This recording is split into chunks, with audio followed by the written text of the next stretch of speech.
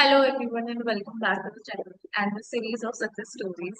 When it comes to marketing, creativity and storytelling, there's one institute in India that truly stands out, which is Mudra Institute of Communications, Ahmedabad.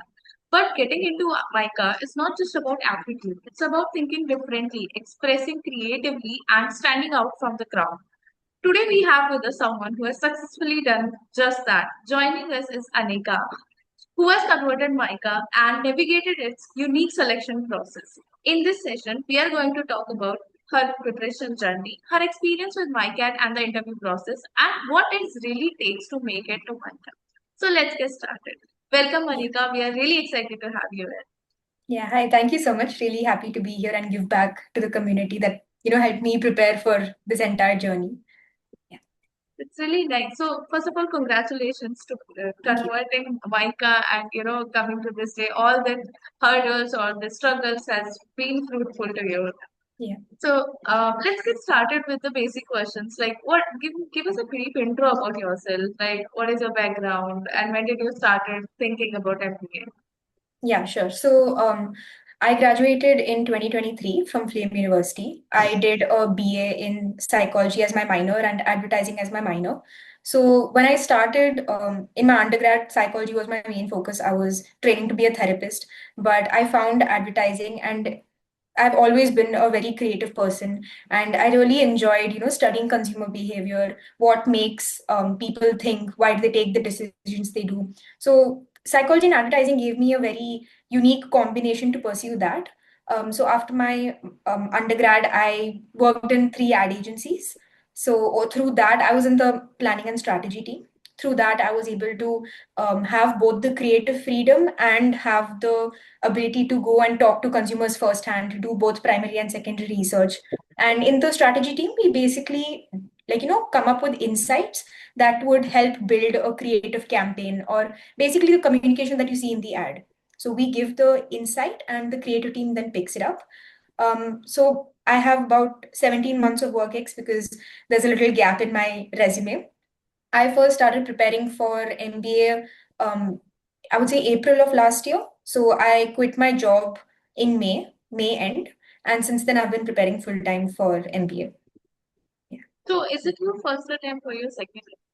So was my first serious attempt. I gave, just to test out what the CAT is like. I gave my first attempt in 2023, the Attempt? year I graduated. So I gave only CAT, and since MICA has always been known in the advertising area, I also gave the second MICAT just to see how the structure is like.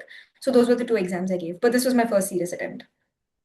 Right. So, as you mentioned about your work ex prior to CAT, so what did you actually do with that? Like, is it a trigger point for you that you decided that okay, now I wanted to go into management because this is where I think I belong. Absolutely. So for me, I'm someone who has, I would say, moved careers a lot. Like first I wanted to do biotech, then psychology, and then I finally came to advertising. And I realized this is something I really enjoy. It gives me both the space to be myself and also help people through communication and all of that. So I definitely wanted to go deeper into marketing, which is why MBA was the structure. But I also realized, so I was on the agency side where you work with multiple brands and you realize that you also need to know other parts of a business, like say sales or finance or just distribution in general, which would come under ops. So I realized I need to be able to take holistic decisions, be able to know what is going on in the other sectors of the business, which is what an MBA would help me in. And ideally, in a structure, if you're going from agency to brand, it's a little hard to just switch like that. So an MBA definitely gives you that, step up to move to the brand side. So that was my entire plan. So, as you mentioned about you started your preparation in last year April. So, Mhm. how competitive you found CAD as preparation environment among your peers and for you as well? Because since you have you have a pretty long journey to CAD and Mm. MICA. So, what do you think the competition looks like? Okay, so I'm going to be completely honest. I think I was a little delusional on how hard it actually was. So I first prepared for GMAT because I still wasn't decided if I want to go abroad or, pursue an MBA in India. So I prepared 4 months for GMAT and it was kind of a bummer because I didn't get the score I expected. And I had also signed up for CAT and all the other management exams as a backup. And I think I had about 2 months between my GMAT and my CAT with NMAT in between. So I kind of shifted my focus over there. And I realized how competitive it actually is, because you say you have the Reddit channels, you have, through my coaching, I taken GMAT coaching, but through that also I found out that there are so many people who actually prepare for this, and there are some people who score like great, and you have like 99 percentilers who also don't end up getting, the top, the holy trinity or something like that. So I realized that I need to make sure what my focus actually is. I mean, I am ABC would be like the dream, the goal, but I wanted to set realistic goals for myself.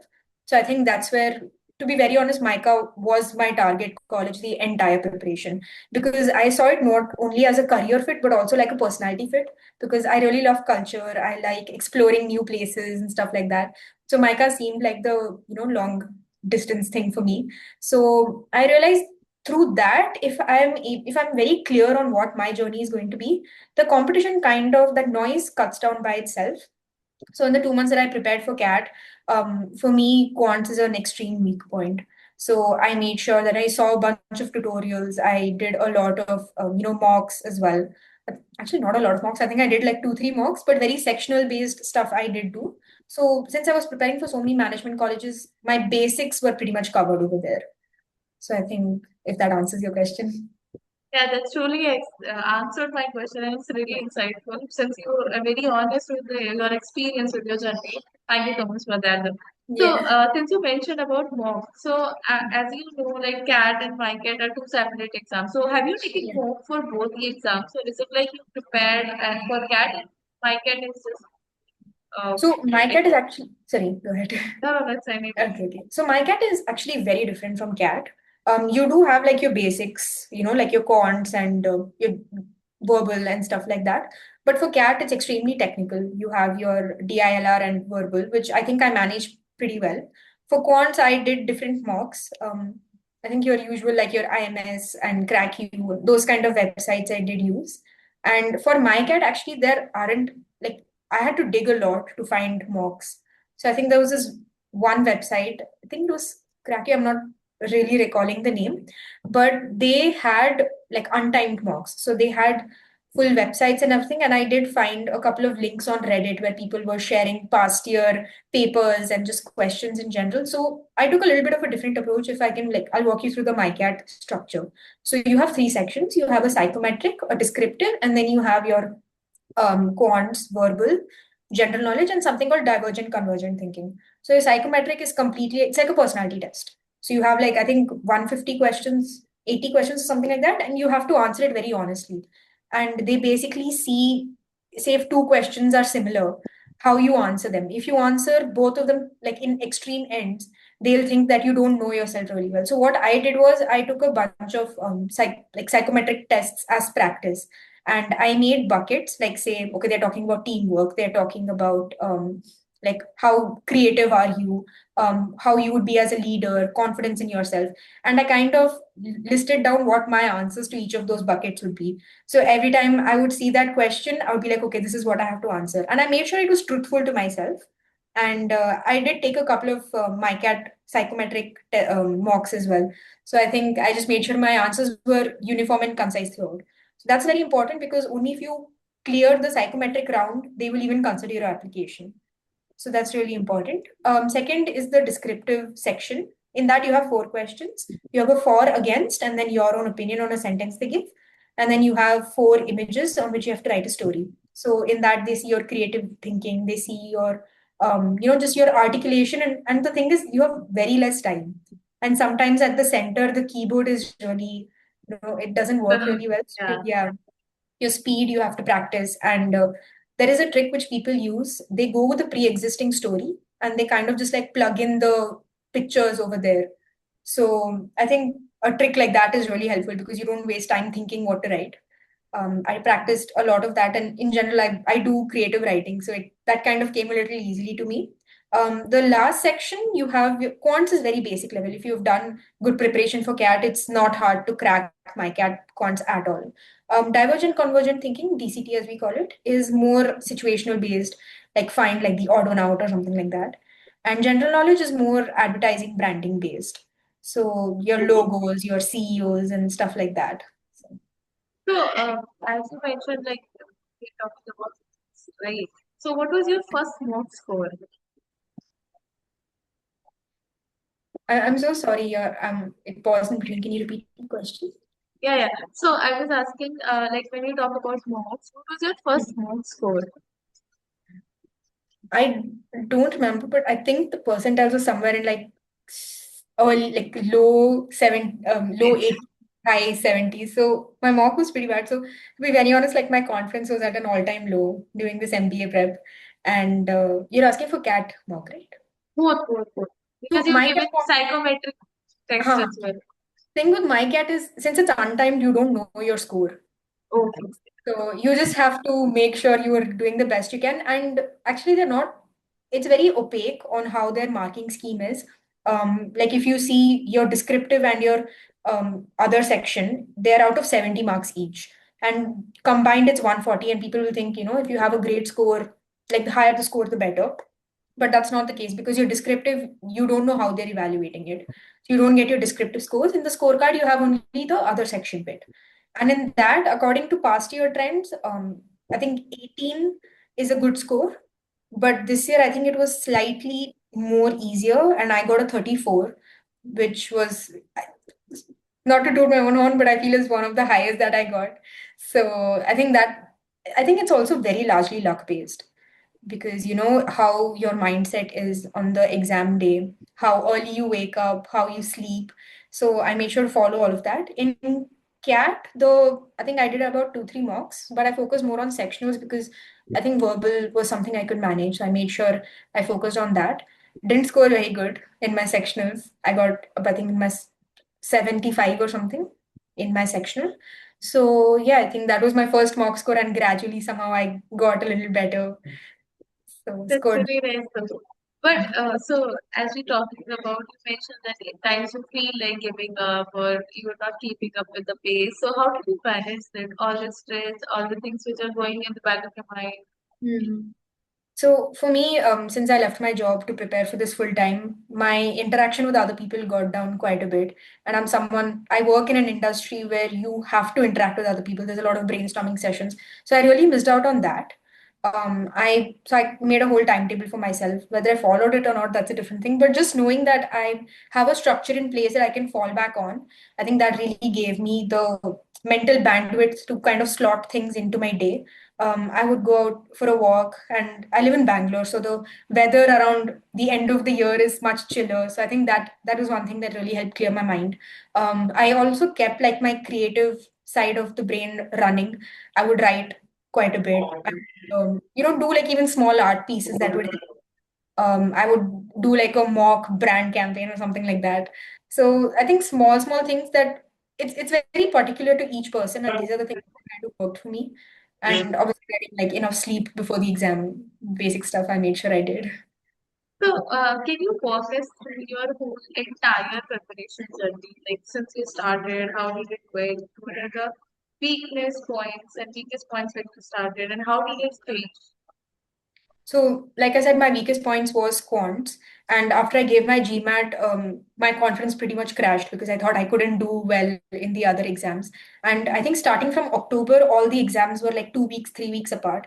So to be able to switch between the exam patterns was one place which I found difficult because Snap is like fully time based, and MAT is it's I forgot what you call it, computer based thing, adaptive.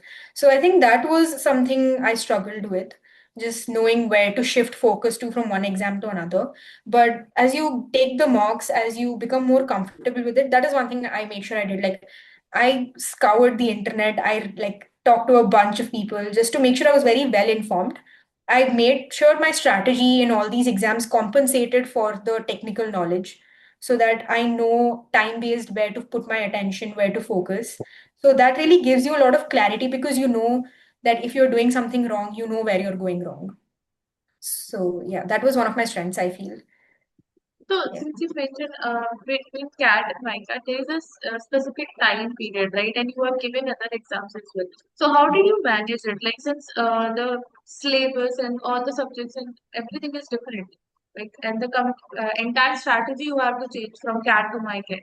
So, which was your weakest subject, I would say, and in both the exams, and how did you handle it? Like after giving CAT, how did you prepare your mindset? Like, okay, now I have to become MICAT.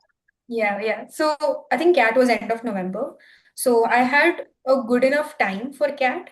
And also because I had NMAT a month, 3 weeks before that. And my score came out okay in that. And I felt, okay, I can do this, focus more on cons. So 3 weeks I focused just on cons.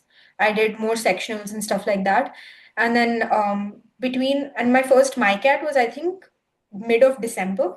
So, and in between that, I have 2 attempts of SNAP.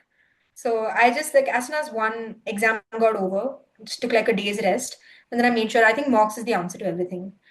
Or even if you don't do like timed mocks, just pay very close attention to the kind of questions they ask.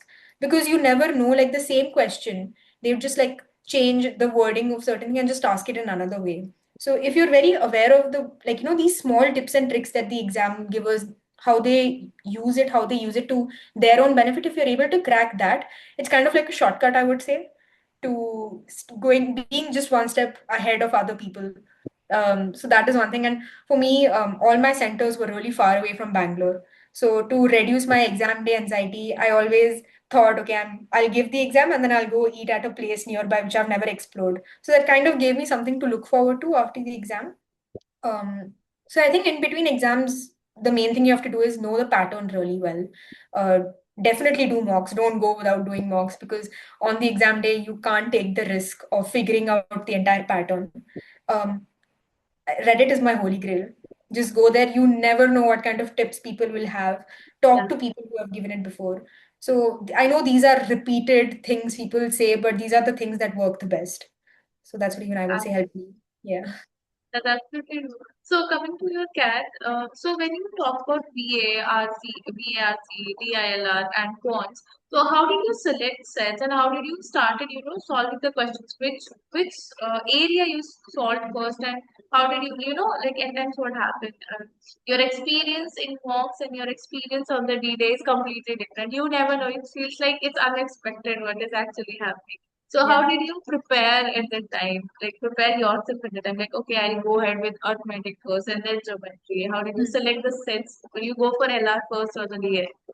Correct. So I think in CAT anyway, the section is pre-decided Yeah. for you.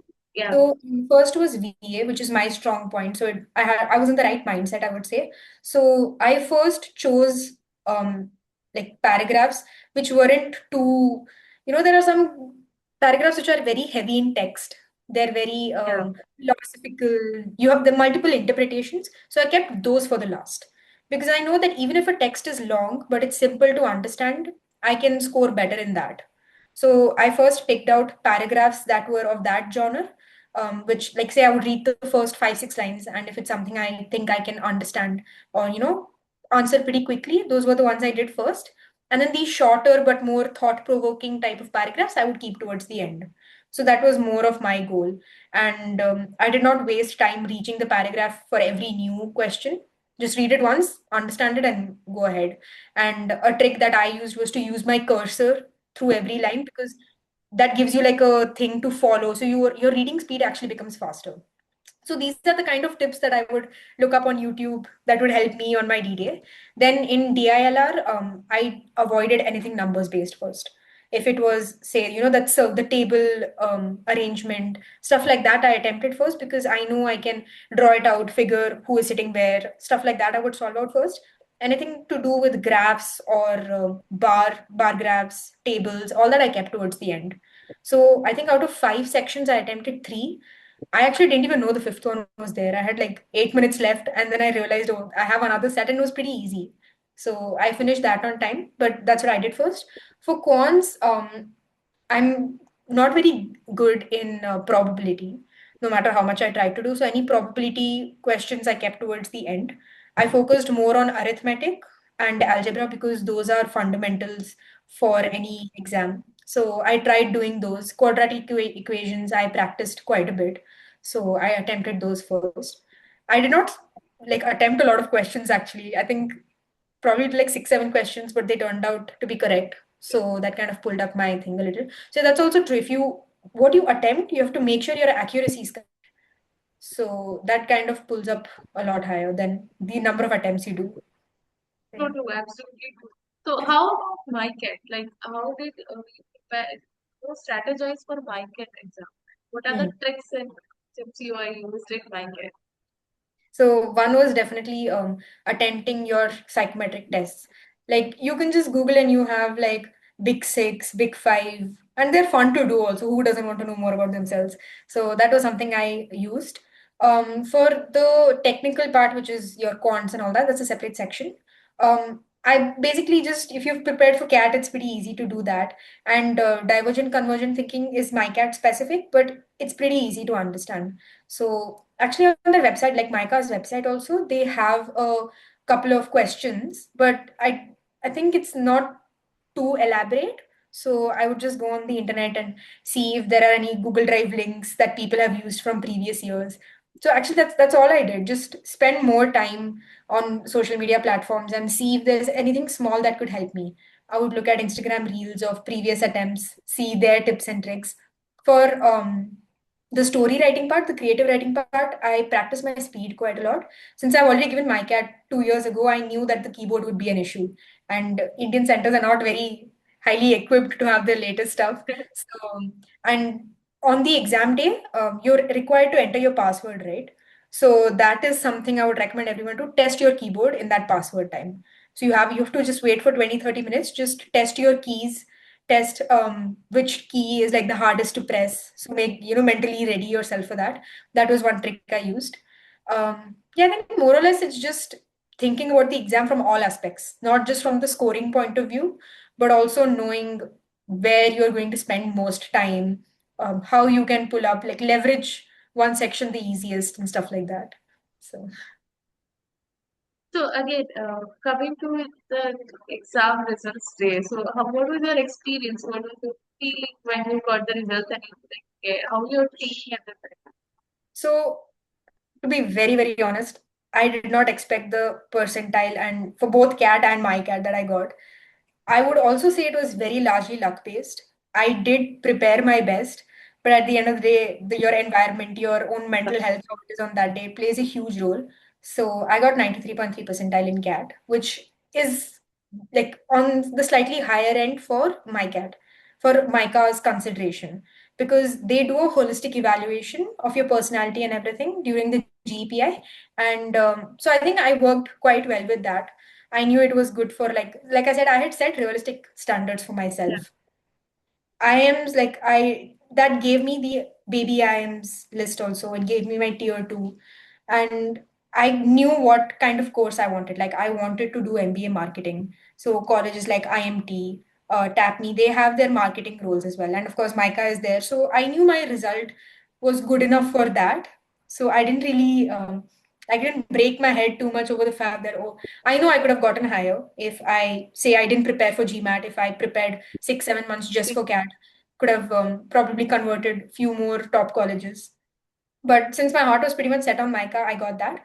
MICAT, I didn't expect it at all. I was very surprised. So they give you only the last section scores and you have to add them all up. So, and I had done my research of what is a good score in MICAT because they don't reveal it. So everyone was saying, oh, like 15, 20 based on like previous year trends. And then I calculated my score and then came out to 34. And I was like, there must be something wrong. And then I calculated three more times, but it came out correct. So I was really happy with that score. And I was actually quite confident that I would get the shortlist with completely based on that score. I attempted MyCat 2 also just to be on the safer side, but I ended up scoring like 15 in that attempt. So I think because I was also sure that my MyCat 1 went good. So 2 may not go as good as that or better. So I think that was pretty cool. So it was a really nice moment to get that result. Really nice. So again, now coming to the most critical part of any admission process is your GEPI. So how did you started preparing for GEPI, or how much time you took before before you get the call and then you started preparing, thinking that okay, now I start preparing. Yeah. So my GPA, so MICA's interview process is quite different from others, and this is very popularly known. It's not a GD, it's a group exercise where they give you a goal and you have to work around it. And PI is like 30, 40 minutes. Mine was 40 minutes long. And they truly get to know you as a person beyond your academics, beyond your work ex. So I made sure I covered it from every angle possible. So the college I come from Flame, and a lot of my professors were either MICA faculty or MICA graduates. So I took a lot of help from them just to know how the what the college looks for. So I think MICAT 2 was mid of Feb. I got the shortlist, I think middle of March, and my interview was 21st April. Sorry, 21st March. So I had about like a good few weeks, I would say, to prepare between my shortlist and my actual GEPI. So I worked with Claude to help me from every angle. So one was definitely why MICA. Actually, if you don't mind, can I pull up like my entire list that I have Sure, sure, on you what can, you topics can. I prepared for? Because I think like these were tips I wish someone had told me when I was, practicing. So that worked out really well. Let me just pull it up.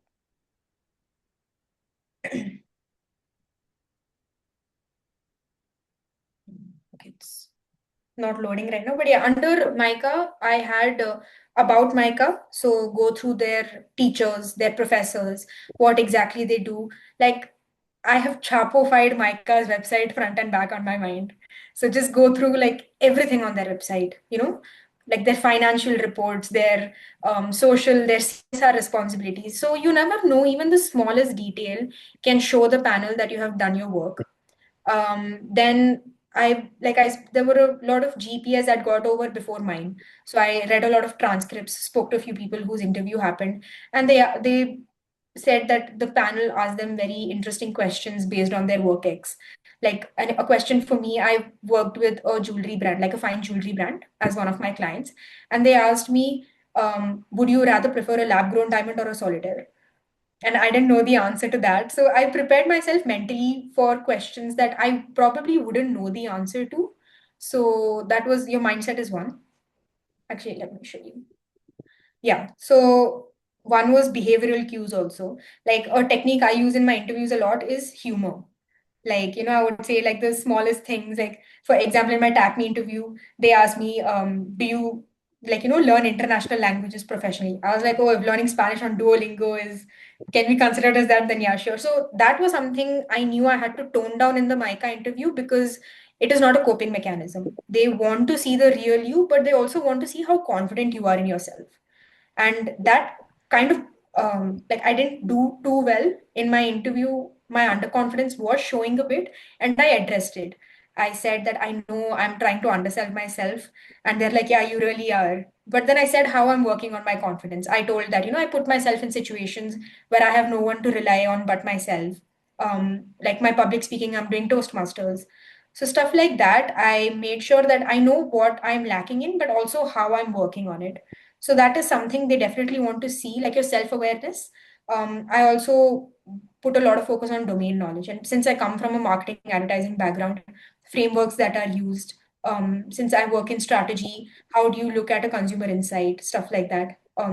Learn more about your city, who are like your basic stuff like that, but also what it's known for, like the culture, the food, stuff like that. They actually don't ask a lot of ethics or guesstimates or anything like that.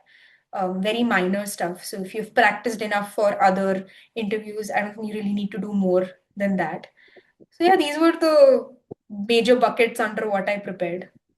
So, So I did if you I so GPI from PrepBee AI? So, how did you get to do them and what made you try it? so again, preppy, I was this, and there were a couple of other institutes that I was debating, but preppy was largely through Reddit. I keep coming back to Reddit, but that's where a lot of my information comes from. And some people did have quite a few, really positive reviews about PrepBee. And I went through the different courses that you guys offer, that PrepBee offers. And I saw that they take care of all your HR questions. They take care of, like about your city and just things that people normally, like if I hadn't taken PrepBee coaching, I wouldn't know that I have to prepare for this. So when I looked through the curriculum on the website, it was very interesting to me that it has covered a wide range of things. So I think that is one thing. And I'm a person who needs structure. if I'm left to myself, I will do it, but it may be like half done work. So I think that entire 1 month process that PrepBee has gave me that structure.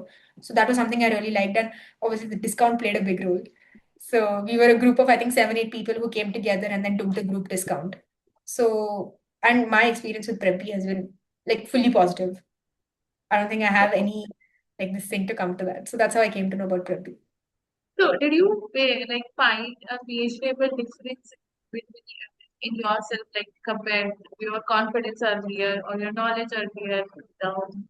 Like if you'll put like if we'll put you under any situation or any challenge, would you cope up?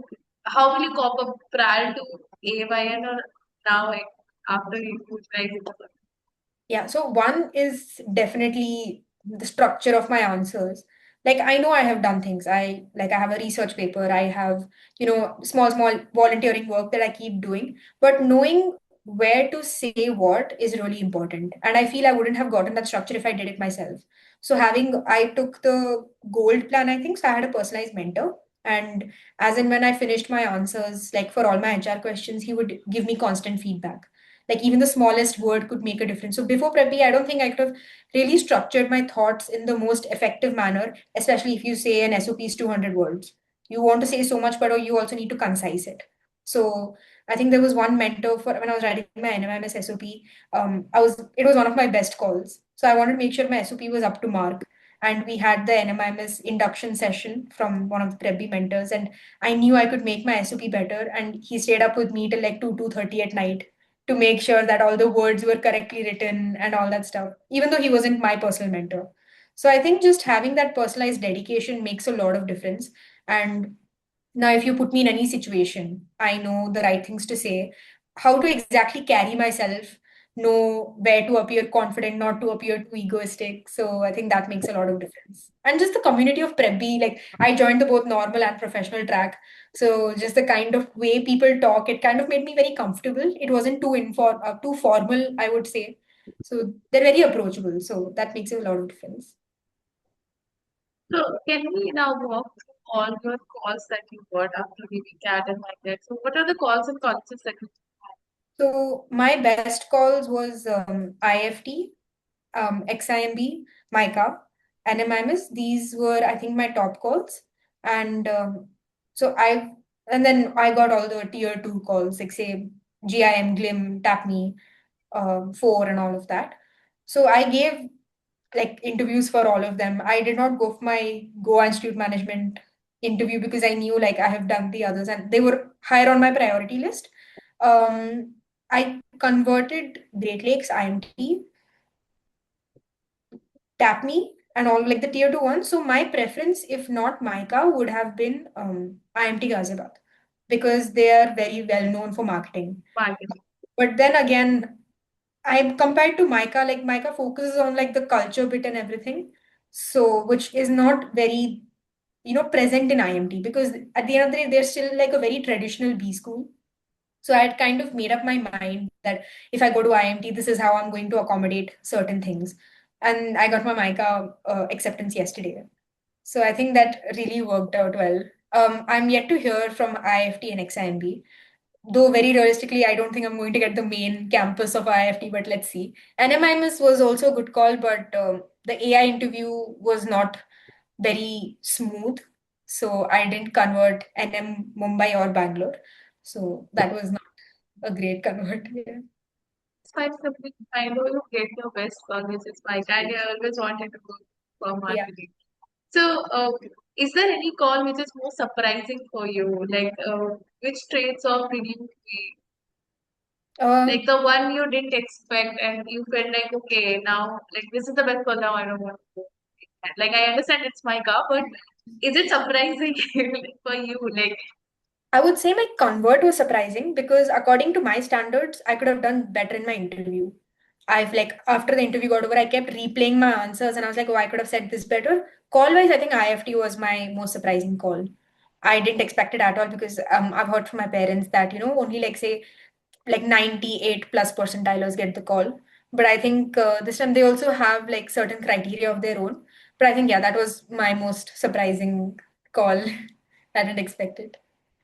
Nice. So after you got the call, since you mentioned day before yesterday only, Yeah. got the acceptance. So what was your reaction and what was your family reaction? Like, oh, she got it. So I was very nervous because I know 15th April was the deadline they gave. So 14th, actually, the link opened only for 20 minutes. And someone put the link on the PrepBee MICA group. And I clicked on that link. And I just woken up from a nap. And since morning, like I had a gut feeling, I'm like, oh, something's going to happen today. I'm like, something's going to happen. I woke up from the nap and I was like, let's get it over with. I've had like 1 month to prepare myself for rejection or even a wait list. So let me just hope that it happened. And actually, let me show you. So in the MICA interview, they gave us this. It's like a badge kind of thing. So it's like a superstitious good luck thing. Like I held it in my hand. I was like, let me see. And like you have PGDMC and you have PGDM, and I wanted PGDMC, and it said merit list on it. And then for PGDM, I was waitlist number 39. So 1 second it was fully shocked, and then in the next moment I was like in tears. I think this is easily one of the top five happiest moments of my life because one, very realistically, I didn't think I would get it, and just seeing something that's been my dream school for like the past 3 years, and just getting this like it was very emotional. And I told my parents, and they were also really emotional because my mom said she's like din raat, she just keeps saying Micah, Micah, Micah, and now she's finally gotten it. So they also know how much it means to me. So yeah, I think we're still in that celebration mode that I got it. Really nice. And really sweet. So, Yeah, as we have come to the end, so now that you have converted, so what are you doing before going to actually stepping into MICA? Are you preparing for any course or have you thought of anything since you have already had a work ex in marketing, but there are still a lot of things which are yet to be, prepared since AI is coming to picture. So, absolutely. are you preparing for something? So I think I also am trying to align like Michael, like I said, it's not just a career fit, but also personality fit. So they want to see how your interpersonal skills are built, how in general you are in situations, your creativity, your culture. So course-wise, I'm preparing, like currently I'm doing two things. There's this Google Analytics course, which is free on the skill shop. And since I worked in the branding side, my digital marketing things are not that strong. So that is one course I'm doing. And there is this McKinsey Forward program, which is based on your soft skills, basically. To be very frank, I don't know how much it'll help, but it looks good on the resume. So that is one course I'm doing. I'm doing a couple of freelancing projects to show initiative, something that I've done on my own. I'm also very focused. Since I'm in Bangalore, I haven't had time to go out, and it's the cultural landscape is budding a lot in Bangalore. So I make sure I go for art shows. I go for very small things that expose me to new people. So I've met a lot of great people through these things, and I go for them alone because a lot of my friends are not interested or they're working, so they're not free. So I end up going to these things alone, and it kind of you can't show it on your resume, but when you have this experience, you can definitely talk about it. Talk about it. Yeah, so I think that is one thing I'm doing. So I think for me, it has been just not to say no to anything because you never know what can take you where. And I've had my interviews got over end of March. So since then, I've just been doing these things, stepping out wherever I can, doing these courses. And I realized ever since I left, my undergraduate college, I haven't learned just for the fun of it. So I've made myself like a personal curriculum. I want to learn more about coffee, learn more about, AI tools and stuff like that. So I'm working with two, three people who are in this space already. So they're kind of like mentoring me, I would say, to just explore these AI tools in general. So yeah, I think that's just what I've been doing now. So, as you've come to with us, thank you so much, Anika, for sharing your journey with us and being very truthful and honest with us. Your story truly highlights that getting into MICA is not just about preparation, but also about creativity, self-expression, authenticity, and consistency on the top. So, to everyone who are going to watch this, if you are someone who thinks differently and want to build a career in marketing and communication, even if you are feeling that you'll not get it or if you're little or little low, just go for it. Just keep be consistent. And MICA might just be the perfect place for you. If you found this session really helpful, don't just forget to like and share it with people for such more such insightful success stories. Thank you, Anika.